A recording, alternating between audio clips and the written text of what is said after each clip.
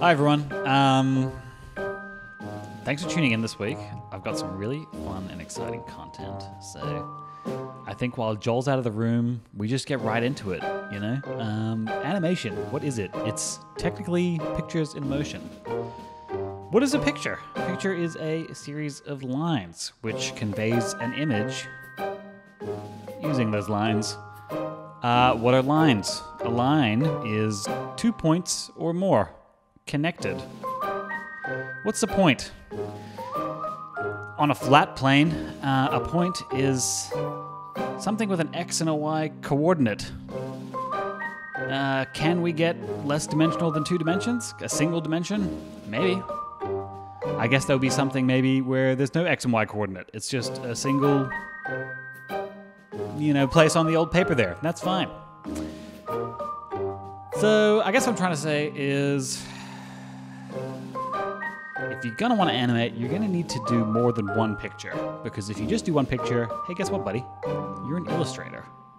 So we're going to talk about some different ways to improve your animations today. But in the meantime, I think starting with 2 pictures is a great start because that is an animation. So, just maybe do that. Maybe start with like 2 pictures. You want to do a third, do a third.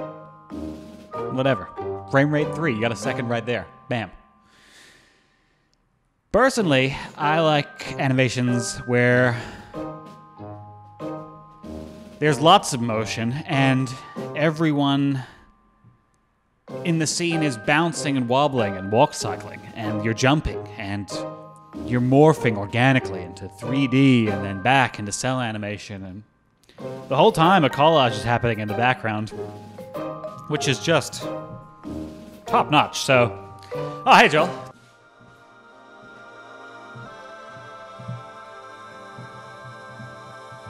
Welcome back to Day Rates, the show you talk about decided money. Hi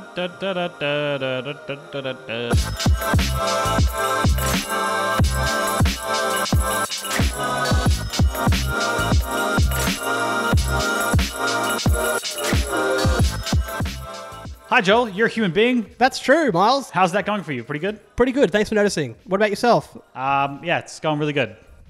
Everything's really coming together, the plan's coalescing, and a lot of people are getting on board, so... Fantastic. I'm excited for this episode today. You look excited. I'm very excited.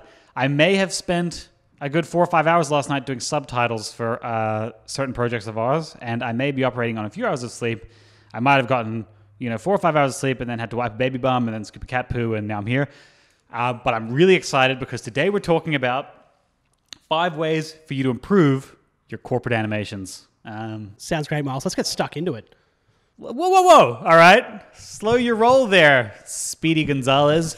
Why are we talking about bitch-ass corporate animations? I don't know, Miles. Tell us. Okay.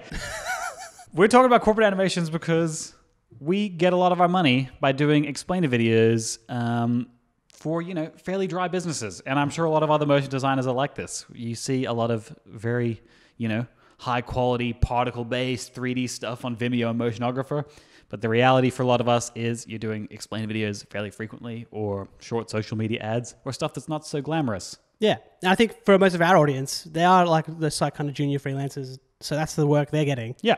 Which is how we started as well. Yeah. But yeah, we learned these tips along the way to make it less of a shitty process and end up with a better quality animation at the end of it. That's it. How do you turn it from just something that's completely dry and boring to something that, looks a little cleaner? You can get stuff for your reel from it and make your clients happier. A couple tips. Tip 1. Number 1. Beer. Drive your motion by voiceover. Yes. This is something that we learned... Should have learned earlier. The hard way. We learned it the hard way. We would get a voiceover back. Sounds natural as fuck, but if it doesn't quite match up to the animation you want to do, we would end up cutting it up. There'd be weird gaps in there so it didn't sound like too natural, just so we could do like a cool transition or do this and that. Yeah. It took us a long time to realize that that's not the way to go about it. Exactly. It's all about keeping the voiceover natural. I think what we did in the past, if you edit the voiceover in any way that gives you a bit more space for a transition in your animation, it's immediately noticeable to the person watching it. Yep. Most people are really listening to these things. you know, and the motion should just basically not get in the way of what the message is. Yeah. So think about the message first. Make sure that the audio sounds really natural and good, and then your motion kind of adds that little cherry on top to everything, and should really help assist the points, not get in the way of them. So that's a big one. I mean, we've done that so much, and then you'd always get that feedback from the client being like, there's a gap here. Yeah, that's just a little gap there. It sounds weird. And then I'll like just salty as fuck, just be like, oh, look at the fucking animation though. Like, fuck, how are we gonna possibly fit this in with this bounce? It's Like, coming out and going all over the place. And then, I mean, in the end, it depends on your client as well, man. Like a lot of the time, these clients are like dry corporate clients. They don't give a fuck about that. Exactly. So you're right. They just want to hear the message and want it to be clear, and the animation shouldn't get in the way of that. That's it. And that's the other thing too. I think if you're managing a project end to end yourself, it is really worth getting that voiceover right. Like sometimes we'll get it back and it's too fast or there's not enough gap, and it's better to take 30 minutes to an hour and just really dial in how that audio sounds before you start animating anything. Yeah. So that's definitely really important. It gets a little more difficult when you're trying to match things to a song as well. The way we normally work is we'll do the voiceover, match the motion to that with an explainer video, make sure that looks really good, and then afterwards we'll start adding music and SFX at the end. So I think that's a good workflow. If you're doing like a really, like high quality abstract piece or something, then you might drive the whole thing by the music. Yeah. Which is great if you can do that. But or you might hire a sound designer to make music that matches perfectly your motion. Yeah. Which, I mean, a lot of you guys probably don't have the budge for that. We don't have the budget for that. We don't really have the budget for that. So shout out to Artlist.io. Artlist.io. Or Audio with two I's. Okay, Audio those with two two I's. U's for a second there, but it's two I's. Could be two U's, maybe a couple of A's. There's a Z in there, maybe a 7. I'm not sure. Who knows? What is language anyway? Put your language in the comments. Just drop a little emoji flag. Tell us where you're from. Tell us where you're from, and let's start a fucking nationalistic battle down there. Yes. Someone's going to come out on top. Well, we all know who that's going to be, Miles. We're looking at you, Croatia. Love a chavap. All right. It does depend on the client too. If they want to, we don't usually. We have some clients we've been working with for a long time, so they trust us with this sort of thing. We can usually get the voiceover recorded without them having to phone in and listen to it, and we feel pretty comfortable just to chuck it in, knowing that it's going to be fine if it sounds natural to us. You might have a client where they want to hear the voiceover first, which isn't necessarily a bad thing, because then if you can get them to sign off on that, that is the voiceover that you're sticking to. Then they can't possibly have some edits to be like, oh, that doesn't sound like too poppy enough or some bullshit like that. So if the client's going to sign off on the voiceover, that's good to go. Then you have that in your fucking main comp, and that's exactly what you need to stick to. Locked in. Easy. Yeah, exactly. I think that's really important. The more you can do to, if you have to edit the timing of things at the end of your project, it's the worst. Yeah, so anything you do to avoid that. The next tip is... Tip number two. If you're like us and you have limited resources... That was a nice echo, by the way. Yeah, you fucked it up a little bit. Tip number two. Joel? That was me saying like, Joel, where are you? I like that. We're in a cave system and I'm a little boy and I'm like running through there and I'm going... heavily vignetted around your face. Oh, sounds good. All right. Tip number 2. If you have limited resources, focus on design. Now, before we go any further with this tip, I realize this overlaps with a Ben Marriott video, so I really wanted to shout that out. Ben Marriott did a great video recently on top 10 beginner mistakes in After Effects. Mm-hmm. And he talks about some great things about how to get your timing right and stuff focus on design. So I really recommend you guys watch that one as well because it's really good, full of tips. We'll leave a link below, even though you've definitely already watched it. You've definitely watched it. If you're anything like us, you're sitting there wide awake at night, just twiddling your thumbs, tapping your feet, just waiting for that new Ben Marriott video to come out. 100%. Dick it out. I'm talking about lotion ready to go. All right. Tissues. Yes. Socks. Hard socks under the bed. Hard socks. Continue. All right. So... threw you off there. Sorry about that. Ben Marriott's a cool guy. We like him. And he does really cool videos. Maybe you want to check them out. You probably already checked them out, like Joel said. But yeah, if you're watching us, we're sorry. So here it is. Here it is. This is something that when this was in Ben Marriott's video, it really stood out to me as well because our whole studio ethos right now is, I think, focusing on good design. And then the motion is meant to be complementary and elevating that design. Yep. So much of our work back in the day was I've got a good motion technique I want to use or something like that. And you just rush through the design to get it into the animation process thinking you can fix things there. You can never fix things there. If you've got a limited time and a limited budget, if the designs look right, especially with these corporate projects, your client will feel like safe and happy. And for you, it's a chance like you can do so much great work with really nice, simply designed artwork. So if you put the effort in there, it gives you a chance to get like real worthy bits out of stuff that is really corporate otherwise. So 100%. If you have like a really nicely illustrated frame, you have to do shit, man. Yeah. Like you can just literally just have like maybe a couple of layers where it's just like a kind of a little parallax. I mean, and that's fucking enough. Like 100%. There's a plant moving maybe. That's fucking kind of it. You don't have to do all this crazy shit. That was it. I think back in the day, we would like we thought good animation meant lots of animation. Exactly. And it's really not the case. Sometimes it's nice to have simple, quiet moments and things. And yeah, if it's well designed, then it just looks good on screen. Also, I've noticed that the more effort we put into storyboards, the more it's really clear what the motion should be, which is so much easier. Back in the day, you'd have a scene and you'd be like, fuck, what do I do to animate during this whole segment? But if the design is really good, you like instinctively know, yeah, that should move this way. It just looks like it should move in a certain way. And that solves a lot of your problems. So really put your effort in the storyboarding. If you're not a designer and you're an animator, work on linking up with a designer because it's going to make your work look so much better. For sure. Just know your strengths and then, use your resources wisely. Tip number 3. What's that tip? Tip number 3. Don't overcrowd your storyboard. Bam. Need I say more? All right. Tip No. 4. Oh, man, it's getting hot in here. It is hot because I'm spitting flames like a dragon. What the fuck was it?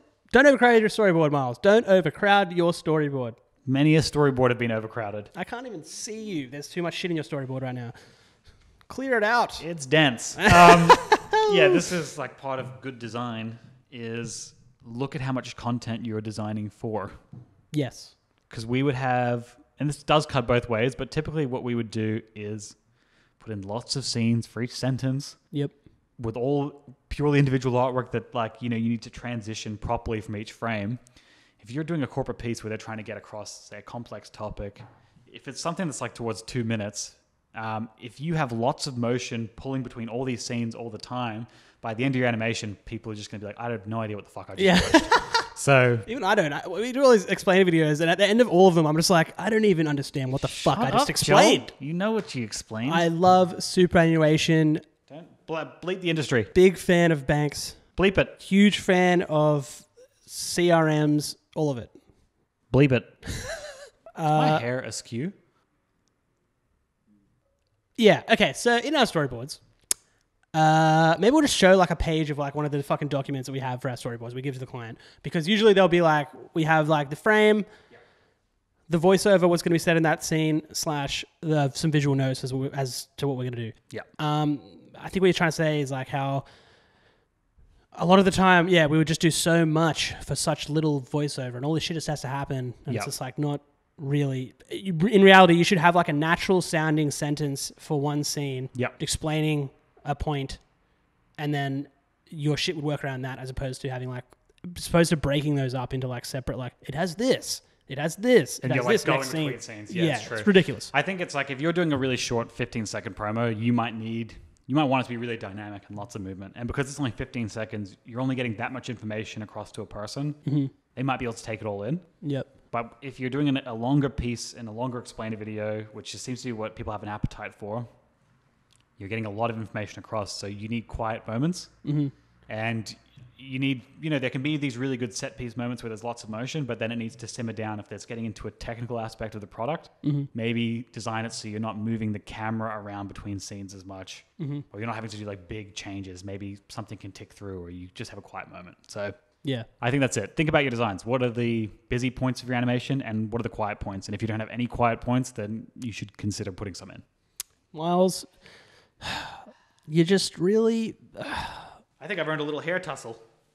Get over here! So we have any more tips, Miles? We got 2 more. 2 more tips. So exciting, it's blown his hair up. Fuck yes. These 2 are more stylistic. So they might not be relevant to your animation, but for a lot of ours, they seem to be pretty relevant. Yes. All right. Tip number 4. 4! 4! 4! Oh, look at it go. It's a ball. Wow. What a day for golf. Fuck, it's low energy today, huh? Oh. It's getting thick in here. Burn this tape. Yeah, this is a little thing. It's like super simple. A lot of you might already do this. We have a lot of clients where it's just going to be some straight 2D vector style animations with some icons, headlines, that sort of thing. Yeah. Standard. We've always fucked around with, at the very end of a project, to chuck on like an adjustment layer with like a tight turbulent displace effect in After Effects to roughen the edges, to make it look a bit more like rough, kind of sketchy, like it's actually like a proper animation. And also, and also just lowering, like putting a like posterized time effect on it, so drop the frame rate to like 12 frames per second. Yeah. And honestly, those two things, if you drop that shit on top of it at the end of like a fucking simple 2D animation, it fucking really looks good. Yeah. It like elevates it a little bit. Definitely. Yeah. I think it gives it that personal touch. And Yes. not all clients want this. It's got to match it's got to match their style. And it's probably good to add some element of this into the storyboard so they know it's going to happen. Like you want a personalized look. But I think we've all been a bit burned by how much really flat vector design is out there. And if stuff looks too perfect, sometimes it doesn't have that nice kind of organic, I don't know, like personal quality to it. So doing stuff like mixing frame rates too, you don't have to make the whole frame rate 12, but having a few elements that move at say like 12 or 8 frames, it makes it feel like, oh, maybe that bit was cell animation in there, especially if it's for a good like icon movement. It just, Basically, we're cheating. We're cheating. Exactly. Because not everyone's got time for cell. You know what I mean? It does go both ways too. Pictures? We just did one recently that we tried upping the frame rate for. Yeah. And made it like 30 frames. But we also, while I was animating, I just tried to suss it out what it would look like in 60 frames per second. And it was fucking dope. Like for this certain style, it looked really good. So it's just little things like that you can do at the end even. True. Just to fucking make it a little bit better. Or like final details. And I think, it's good not to get hung up with those during the middle of the process. Yeah, because definitely not. Good motion is good motion. Doesn't matter if it's at 8 frames a second or 30 frames. The frame rate doesn't make a difference. But when you get towards the end of things, having maybe a bit of texture and messing with the frame rate a little bit, that can be a way to make it feel cut above what they could have just gotten off an online animation builder or something. For sure. So, good tip. Great tip of my penis. Final tip to put in. Tip 5. The fifth tip. Fifth tip. Fifth of the tip to you, my lady. Continue. Let's just do it. All right. Let's do it. Less bounce. Less bounce. I've seen so much. I feel like there's so much animation out there where there is so much squash and stretch on things that it doesn't match the tone of the video, or animations where there's a scale and a bounce on everything. And it is just, I think it is a mistake that you make quite early on, is to have a lot of bounce on everything. Yep. Because it does feel like, it feels really like kinetic, and you're like, I'm really doing animation. But it's nice to have things simpler sometimes. It's nice to have things actually just do a nice clean scale and land. And then when you have a moment that does bounce, say something actually hits something and bounces off it, that really stands out. Yeah, But fully. if everything's bouncing and everything's wiggling and everything's got a stretch to it, it doesn't make any of it feel poignant. So We've been there. We used to do that shit. And also, and it's right. You're right. It's like, it makes you feel like you're animating. You're like, oh, fuck, I'm doing it. But I think a lot of people maybe get this idea off those like fucking templates. yeah. Like people will download like these huge templates of After Effects icons animating in, and whoever the fuck did those is bouncing everything like crazy, and it kind of like set the standard for like young animators that are just like, I've got to do that, I've got to match that. That's what they want. That's what people want. People don't want that. No, it's true. They don't want that. They think they want it. They don't want it. Don't do it. No, exactly. I think it's like, it is good to have some moments like that in every piece, but it's just like, we get away so much with really simple, like fairly uniform easing on some things where it's clean. And like things might take a second and a half. It's not like half a second with a bounce. Yeah. Instead, take that whole time that the bounce would have taken and, maybe just tweak the easing on that within it. I don't know. There's ways to make it just a bit more classy. Really. It'll make it smoother. And in the end, these tips are about like for corporate animations and stuff, but to basically make them look cleaner, to get you more work. Even if you think it's boring and you want some more bounce on it and stuff like that, I feel like people are going to see cleaner shit. They're going to fucking hire you again. Yeah, you know what I mean? Like, there's no need to do that, all that stuff. I think that's been our niche too, is that because we've learnt these tips over the course of like our studio, we can do these jobs a lot more efficiently. They look a lot better than they did. Yeah. And you can put love into like little details in it without having to, over animate everything, put bounce on everything. It's just like, it drains all your resources of these projects, and at the end it just makes it look worse. So yeah, I think it's like stopping before you animate things and actually think about the tone you're trying to convey. You know, if it's a serious company or a tech company and it's trying to be kind of maybe like a lot of people want their things to feel premium, and that way, lots of bounds, way too much animation doesn't get that across. So True, Miles. That is true. So those Fantastic are tip. 5 tips. Those are our 5 tips. If you want better tips, you go to Ben Marriott's video. Ben Marriott's channel in general. But if you want worse tips, and you want a couple of guys that are unqualified, and maybe one's a new father, didn't sleep very much, you know? And, I don't know, you want a fake plant in the back. It's not fucking real. That shit's fake. It's sitting on a box of beer. Or, you know, one episode they have a laptop, and then they don't have a laptop, and then they have a laptop again. It's like Joel Top. Oh, that's pretty cool, man. Oh, I cut myself. Dude, I'm bleeding. Dude, you've totally got AIDS now. It's fucked. Fuck, do you don't think it's AIDS, do you? Got the laptop back this week, Miles. Ooh. An old guest, but we're glad to have him back. Lenny the laptop. How's it been, little friend? He, I forgot him last week. It was actually quite embarrassing. I didn't realize until we actually needed him. But that's all right. It's not a high quality show. It's a low quality show. As they say, the show goes on. It does. What time is it, Miles? It is time for family fun. Design corner. Well, all right, let's bring it up. Family Fun Design Corner. For blended families. Who the fuck do we have, Miles? This week we've got Liz Smith. Designer and animator at Buck Design. Corner. I have put at Buck Design. I know why I said Buck. Designer and animator at Buck. That's better, right? So you know it's going to be good shit. You know it's going to be high quality. Is this Buck in Sydney? Or is this Buck in LA? Or is this Buck in where the fuck else it is? I don't have that information, Joel. Okay, well, let's just have a look at her work. All right. When we go to the work, that's how we do it now. Oh, I like that. Fantastic illustrator. Love the illustration. Do recognize some of this stuff too. So she's a designer and animator? Fuck, that's Yes. pretty good. The feed is on point. I love the noisy gradients on a lot of these posts. Yes, Really cool color palettes. fantastic stuff. And it's such a nice mix of, I don't know, character stuff, abstract stuff, and type stuff. Really nice compositions, eh? Like, Really nice compositions. really good shit. I love too how diverse a lot of the range is here, Yeah. but then it does still feel consistent. Yeah, it's weird, eh? And also, too, that's crazy. You can see the recent posts, you can just see such a clear progression that's happening already. Like, Yeah, there's, 100%. I love when you can see like this kind of design renaissance of people. They start their feed and then you just see like quality just keeps going up and up and up, which is really great. So, Good shit. clearly very talented. Check her out. Give her a follow. Top-notch illustrations, top-notch animations, top-notch gradients, top-notch noisients, top-notch characterians and typians. And Liz Smith, you've been cornered. It was good. Okay, just another recap, or another reminder. I'm going to start hitting up the people that said they were going to do interviews. So hopefully next episode, potentially. Also, yes, that's a good idea. Next episode, we may have someone. What I'm thinking of doing is maybe on our Instagram, go follow Instagram at Day Rates. We'll post in the story who it is and just a little thing for where you can comment and like ask any questions you want of this That's person. a good idea. Just so we can do less work. I love that. Also, too, if anyone's got any fucking shit they want to know or any ideas for videos or stuff that you would like to know about, please just leave it in the comments because you know what? We're running dry around here. All Yeah. right? A lot of people on our comments are just like, haha, fuck yeah, guys. But I'm just like, do you want to know anything? Like, Yeah. we can be helpful. And they're just like, no, No, just keep busting on Miles. keep filling the air. But yeah, we can do that. We can just riff bits. Yeah, we can do bits. We want to break it up with some episodes with some bits. So look forward to bits. Yeah. Especially in this next one, we're coming up with this certain person in the industry.